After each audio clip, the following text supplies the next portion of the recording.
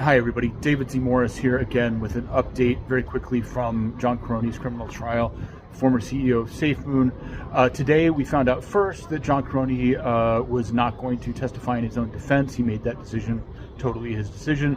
And then we went into the prosecution's closing statements.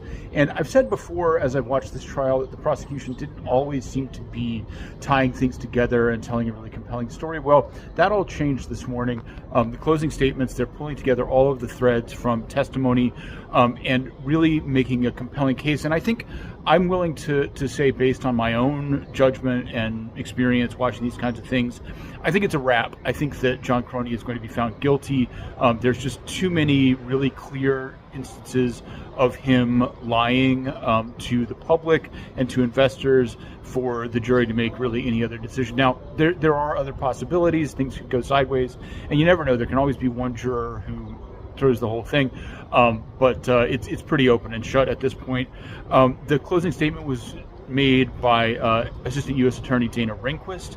She has about an hour left after lunch here, and then she'll wrap up, and then we'll get the defense statement. I'm not really sure what the defense is going to be able to argue, except for some character information. The closing statement by the prosecution was, most of all, a list of material lies that Caroni made. And I'll just give you one example here, and then you can check Protos later today for updates there. Caroni was in charge of updating the website in March 23rd of 2023. At that point, after the update, the website still said the SafeMoon liquidity pool was, quote, automatically locked. So that's just one example. Rehnquist kept a running list of material lies as she went through them, and the list just kept getting longer and longer. They actually had to start shrinking down the text of the list, which I thought was a nice little visual touch. You saw it was, dozens of lies over the course of really just a couple of months, from March to April primarily. And then they also detailed just millions of dollars flowing out of that liquidity pool, starting in April, or before April really, but by the end of 2021, $45 million or more.